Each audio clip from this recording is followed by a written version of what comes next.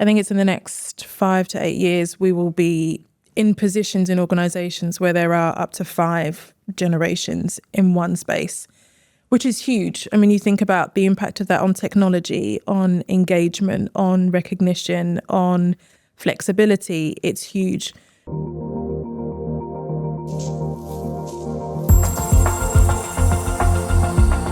Hello and welcome to another episode of the Plumm Pod, where we talk about all things HR and mental health.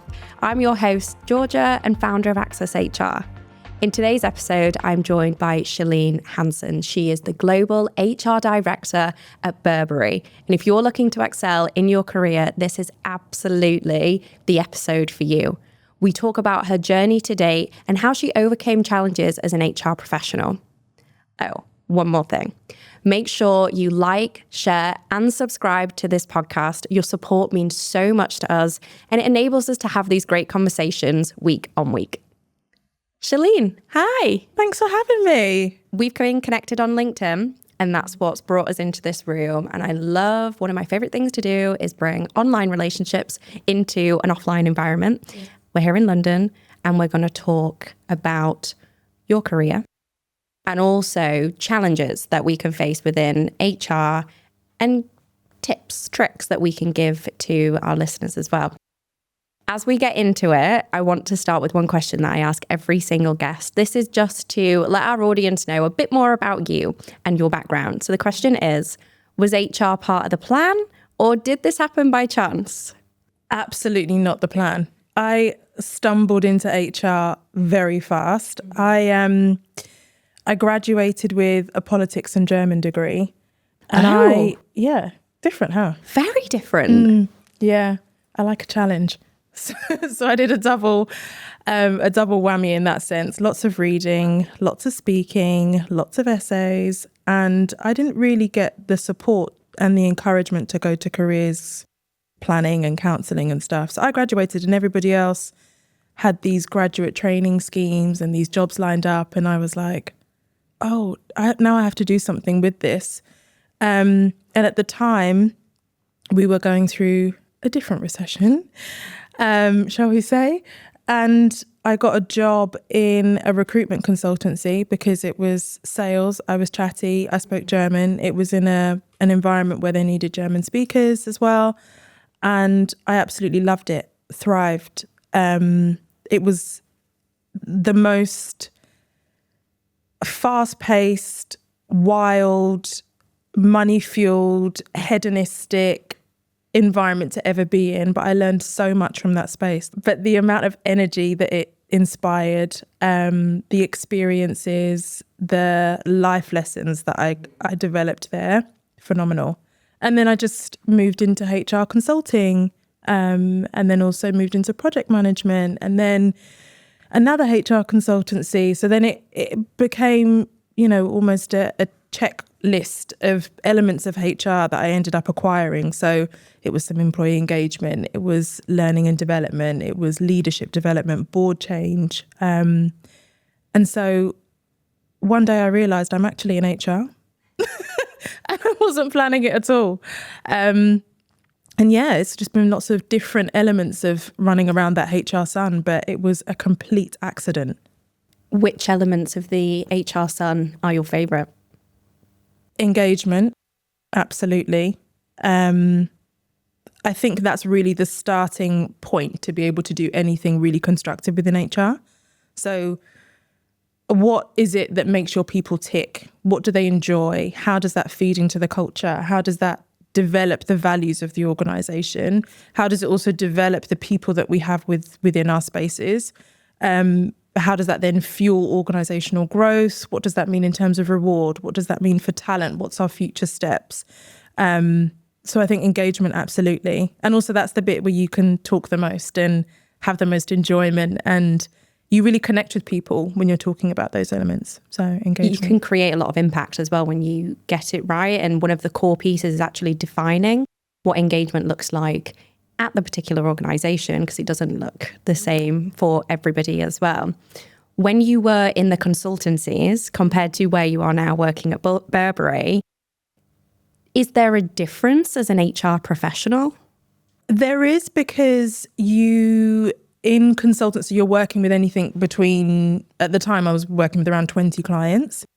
And so you're on different projects doing different things at that time. So it could be a reward piece, it could be engagement, it could be something else to do with the C-suite. And so you're at different parts of the organisational journey. You're also tapping into different stakeholders and trying to fix various problems, coming up with different solutions that they then need to run with. So you're building relationships at different levels. You are also doing this all with their value set in mind, with their organisational goals, their strategy, their people plans all in mind as well. Whereas when you're in-house, you're not looking at that as an external client. It's your client base is also intrinsic to what you're doing as well, and you also appreciate and experience the benefits of that. It's much slower as well when you're in-house. Whereas when I was in consultancy, as I said, I was, on 20 different projects at a time. You're running across lots of different cadences, but when you're in-house, there's a lot more to do with bureaucracy, shall we say, making sure that everybody is aligned, everybody has had an opportunity to input, and it takes a lot longer to see that through. But then you also do get to see the benefits of the work that you've done. Whereas in consultancy, you come in, you firefight, but then you're not able to see the benefits of that and how that's really made a lasting change. I definitely noticed that myself. I did it the other way around. I was been employed with the business for around 6 years, and then I moved into the consultancy space, and everything that you've just said is a perfect reflection of the difference, because I get asked that question quite a lot. Throughout your career, are there any unspoken skills that you discovered as an HR professional? Unspoken skills. I think I learned to really tap into what my value set is and to just really understand what my personal brand was and to spend a bit of time on that.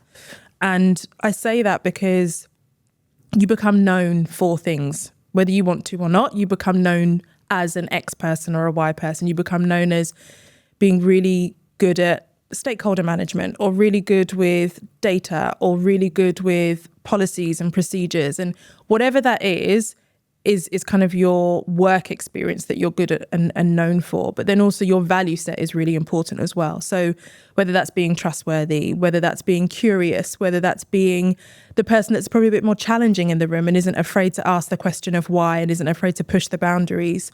So spending time for me really understanding, what is my personal brand? What do I stand for? What do people see me as versus what I think I'm portraying? So that kind of intention versus impact. And those were definite moments for me where I can see where connecting with the right people in those ways and maybe finessing some of those points around my personality and behavior and the way that I show up is what has then catapulted me to the next level. That advice is incredible, because I wish I'd have done something like that throughout my career. And I do see feedback as a gift, every piece of feedback, whether you agree with it or not. In my opinion, there is a gift within it. It's our job as the receiver to find that gift. Yes, absolutely. Before your role now, currently, were there any skills or anything that you had to particularly develop and excel in before moving into a director position? Yeah, I think I have always been a good deliverer. Give me a project, I'll execute it. It will be with excellence. It's going to have a good bow on it. It's going to be done on time. I have a project management background, so I'm really good at just mapping things out, getting the right people in the room, ensuring that everything is ticked and crossed off. What I needed to do more on, and this is something that I talk to a lot of the people that I mentor and coach, is that you need to also develop your organizational awareness. And it's on 3 levels. It's the people within the organization that are the key players and key influencers, and actually strategy and decision makers as well. And it's not from a transactional perspective, but you need to know who are the big players in the room. Understand them, because they are the ones that are going to be setting the strategy. They are the ones that are going to be moving the business ahead and are essentially going to be starting to construct your role and what your path is going to be. The other piece is within the organisation, understanding more outside of just HR. So connecting HR with finance or connecting that with operations and understanding how, as a function, we then support and develop and push the organizational growth through the people. So it can't just be, right, we've got this project that we're going to be rolling out and that's it, and then it's done. Actually, how does that connect with the broader ambition, and how do you get other people on the journey that are outside of HR? And then the other piece with organizational awareness is how your organization fits in within the broader industry.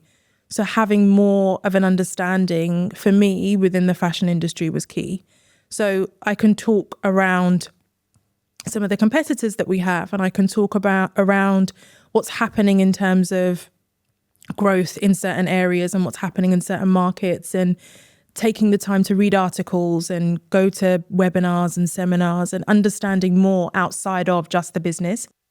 And also then that means you can speak the business language to those that are outside of your function, because again, they don't want to necessarily hear everything from a HR jargon perspective.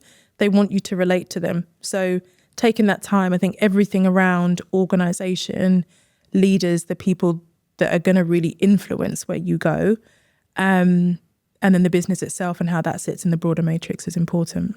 2 questions are literally sparking out of my brain.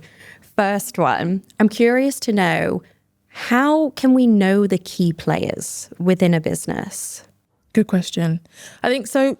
You have your org structure and you have your org charts, and that's important. But also, who are the people who have made the moves that you want to make in some way? Who are the people that are typically speaking at those kind of key town hall moments, or who are relied upon to feed into those strategy decks or board decks or presentations? Who are the people that have been in the organization and maybe moved around in different areas and spaces as well? And it doesn't need to just be from a seniority perspective. There are some really key influencers that are at middle management level. There are others that just know a lot about the business, and find those people because they care, they're passionate, they're going to share the most with you. And they're also going to be able to give the most insights, especially with that self-awareness piece. What am I missing and where are my gaps? And it was only when I started connecting with other people outside of my function and not just doing the job that I realized that there was so much more for me to learn. It's not just about HR anymore. It's about the world that we live in. We need to, as a function, go beyond the silo approach, where I think as well, there's a lot of history and legacy where, you know, we are sometimes viewed as separate, but we need to break that down. Yeah. And my second question to you was around HR jargon and HR language, which for us throughout our career becomes second nature. Did you notice a difference when you started to talk more of the business language compared with the HR jargon? Absolutely. Because almost when you're in HR jargon, you're going through a process to get something done. When you're speaking about the business and you're speaking using business language, you're focusing on what the outcome is going to be for the business. And it just so happens to be that there are HR initiatives that will take place to support that. So it also helps you to connect better with people outside of function, and also getting that what's in it for me factor from them, that buy-in. The business is only going to start to really move into change positions and business as usual when you have other leaders that are advocating for things that are HR pieces, but it doesn't come across as a HR piece. And I think the other piece with that is that I think we get quite a bad rep that HR's in the room, so we need to be really sensible. We can't say this and we can't say that. Stiffen up. Right, exactly. But when you're just a very personable character and you're just speaking about things really openly and connecting the dots without it having to have a title or an acronym or in HR, this is what it means. Just go with the flow of how somebody else is speaking and how it relates to them. I think that's the key. I completely agree. I think one of the most frustrating things I have is when I walk into a room and people say, oh, HR's here, or like, what's happened? Nothing's happened. I am actually a huge people person. Yeah. I want to build the employee experience. I want to make sure that you've got everything that you want and need in your career to succeed. I want to see that. And it is such a shame. And I think we're on quite a journey as a function to get us to where we want to be, where we are truly, truly seen as a partner. There are things that we're doing now. We're making slow progress, and conversations like this will definitely help. I want to talk about imposter syndrome. And in particular, and I am asking this selfishly, throughout your career, feeling imposter syndrome when you are potentially younger than the people that you're managing. Did you face that in your career? I did. When I moved to the US and I was in New York and I was leading a team of 12 people at the time, a good half of them were older than me anyway, but also potentially you could say more tenured in certain industries. And I thought, okay, this is my first managerial position. I've got this. I need to just be very, very serious, and I'm going to be really direct, and I'm going to make sure that I get the most out of them because, this is what I'm doing, and I'm in recruitment, and I can do this. And I failed miserably. I wasn't authentic to myself. I wasn't true to my personality, my values, all of that just kind of went out the window. And I was just trying to be this really clear-cut leader that was very clear about what our objectives were, what the targets were, didn't really have room for any level of compassion or empathy. And it was awful. The culture that I created at that time, it was just very business, and it was just not fun. And it wasn't the space for people to do their best work. And I think what that was, looking back on it, was I had seen other leaders behave in that way. And I thought, well, this is what a leader is. And this is how you get the best results out of somebody. Because that's what I did. I got the best results for me when I had a leader that was really straight to the point and was very direct and, didn't care about certain language to use and the rest. And that just wasn't me. So on reflection, the imposter syndrome absolutely kicked in because I thought, well, am I ready for this? Is this how a leader shows up? Is this what I should be doing now? I need to put that leader hat on. And it wasn't that. I'd got the job because I was good enough at what I was doing and I was capable of becoming a leader of that team. And I should have essentially amplified myself and the way that I was and the way that I conducted myself, the way that I delivered, the way that I coached and mentored people. And that after I had a few conversations with HR about how I needed to do better and how I wasn't creating the right environment for success, having those conversations and being reflective, that's then what catapulted that team to greatness. But it was initially in a bad place because I did have that imposter syndrome. How did you overcome that? Well, I was in recruitment at the time, so the sales dropped. So I think you could feel that in your pocket pretty quick when your team isn't delivering. And I couldn't work out what had changed. Why were they now not responding to me in the way that they were a few weeks ago when I was their peer? And I think for some people it might have been that because I was promoted, but I also know absolutely that my behaviour changed. And I think we as leaders need to really be mindful about how we influence the rooms that we're in. I'm very aware that as a character and as a personality, when I enter the room, I command a certain level of attention. My presence dictates a certain level of interest. And it doesn't matter how much I say or don't say, that it can be just as powerful. Sometimes I can be in a room and not say anything, and that has actually spoken volumes.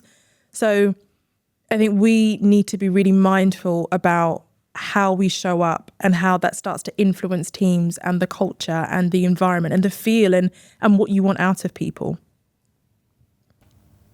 Such valuable tips there. Honestly, I know from my personal experience as well, knowing those tips would have been incredibly helpful because I was promoted and I thought, yes, this is my time. I was promoted quite young. I was 22 at the time, and 85% of the team were older than me. Yeah. And I was faced with a lot of, well, what does she know? She's young. And the minute that I had a mindset change, it wasn't my job anymore to be like the best individual contributor that I was previously. my role had now changed to where around 80% of my time was to make sure that the team have got an environment to thrive and to enable them. That was huge for me as a manager. But something that I did struggle with is managing multi-generational teams. Have you ever had that? Yes, many times.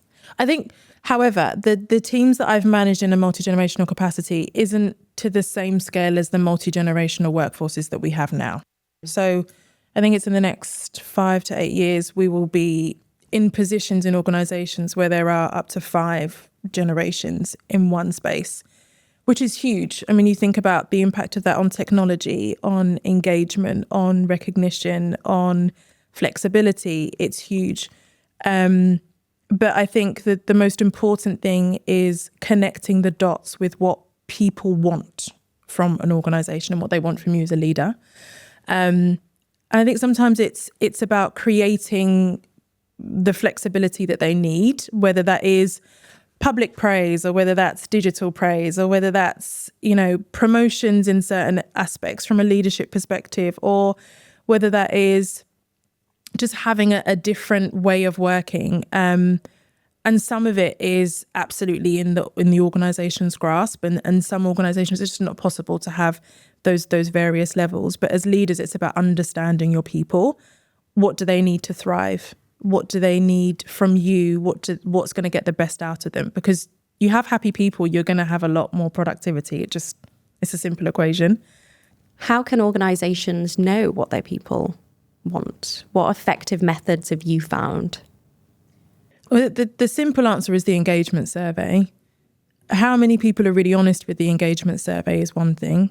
How many people really fill it out on their best days is another thing.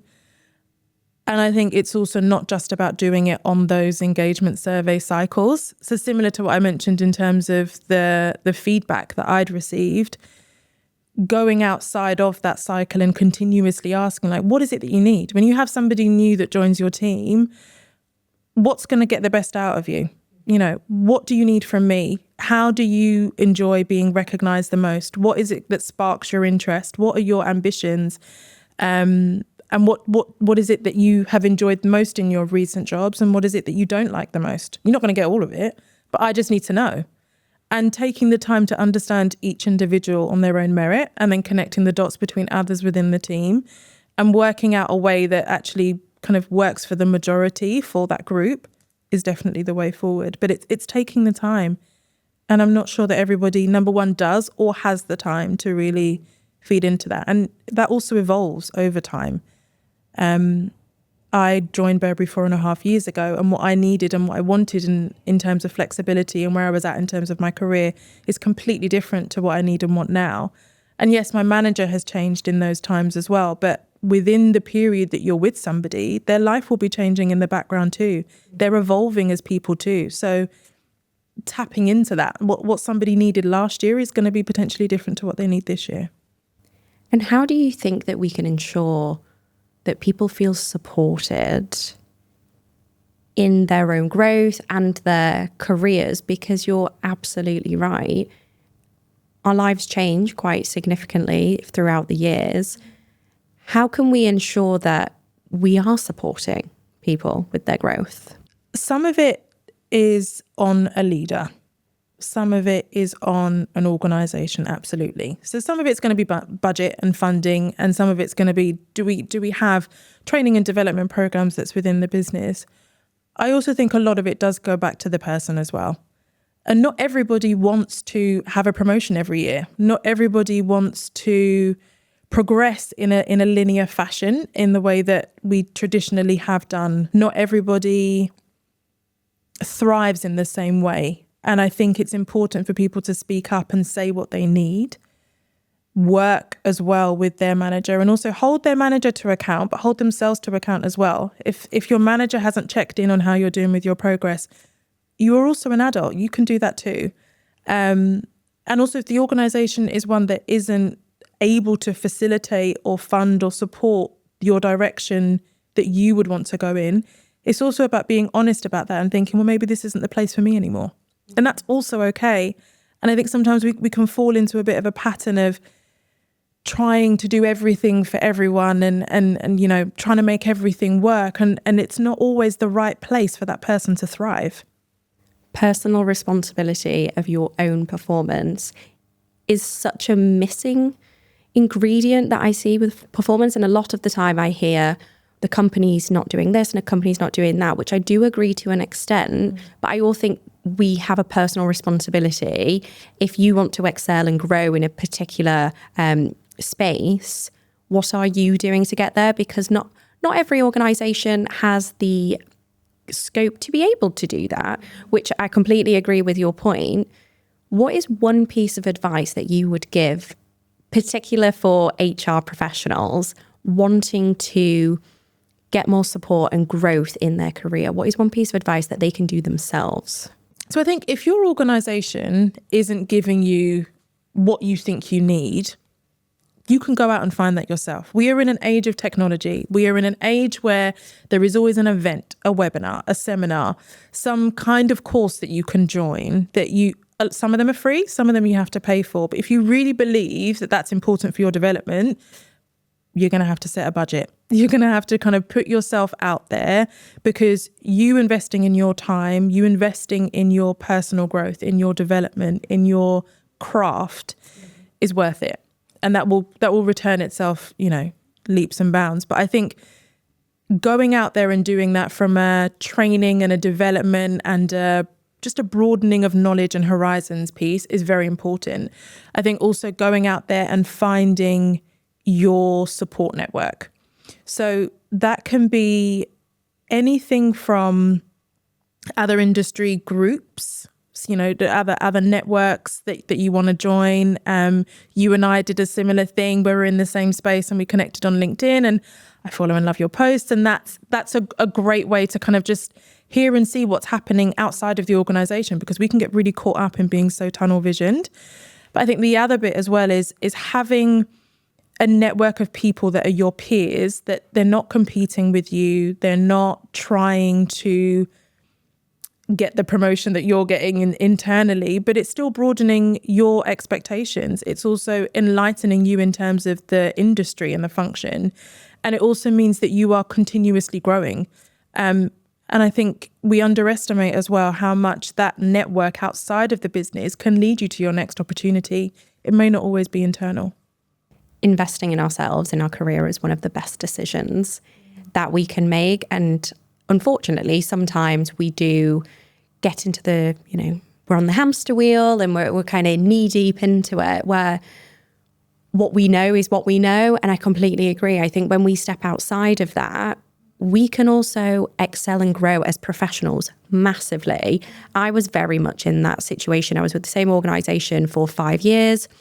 I then started to go to networking events. I started to speak to people on LinkedIn, and it really opened my eyes. And that was when my career accelerated. Yeah.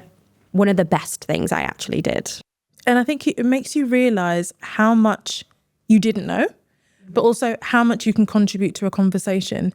And whether that's a gap because it's something that you need to learn and develop, and it's something that you then focus on, versus where you think, actually, I'm in a pretty good position and I really do know my stuff. Like, I want to do more in terms of writing articles and responding and being a part of the LinkedIn community, or setting up my own network, whatever that is. Sometimes it's not always in your organization where you are going to see those opportunities.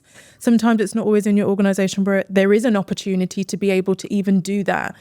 But I think that for me, the moment that I really stepped out and started to spend more time with people outside of the organization that had similar interests from a professional perspective, either industry or function, but also were really excelling in their careers as well, was the time that I really catapulted. And I have them as now friends, you know, and it's a great space to be in, where you can be vulnerable with those people because they're also in your space. Not all the time can you speak to your friends and family around what's going on at work, because they don't understand what a package is, or they don't understand what and ER cases. And I said to my mum once that I had an ER case. She was like, what happened? I'm like, oh no, you think emergency room. You don't understand. It's not that type of emergency.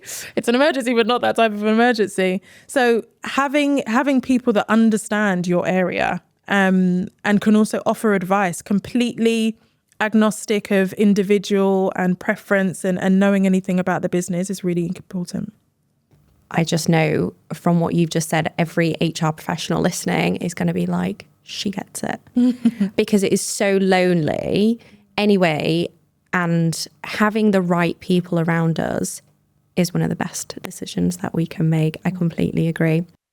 I've got one final question. Looking back on your career, what's the one piece of advice that you would give your younger self? The first is that you don't have to have it all figured out. I genuinely never thought I was going to be in HR. That was just not on the bingo card. I thought I was going to be in a space where I could talk to a lot of people. I've always been very chatty, and that I could be in different environments and kind of help people along the way. But being in a business, I always wanted to be like in an office space and being in the buzz of things. I just didn't realize it was going to be HR. And some days I still wake up and think, I'm actually in HR.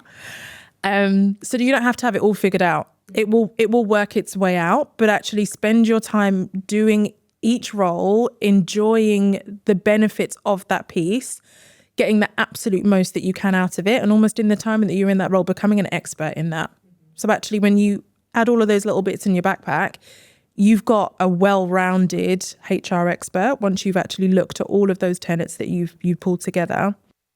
And the second piece of advice I would say to her is go where you're celebrated, not where you're tolerated. Because I think I spent too long in some organisations where I wasn't getting the next step. And some of it absolutely was what we were talking about before, where there were moments to develop, and there were those points where I had to stop and really take stock and increase my self-awareness and increase the way that I recognised how I was showing up and the rest. But there have also been years, I think I could add up, where I should have left sooner. So absolutely, go where you're celebrated, not where you're tolerated. That gave me goosebumps as you said it. That is so powerful, and it needs to be everywhere. Thank you so much for sharing so much about your career and such incredible advice for our listeners. I can't wait to speak again. Thank you so much. Thanks for having me. Of course.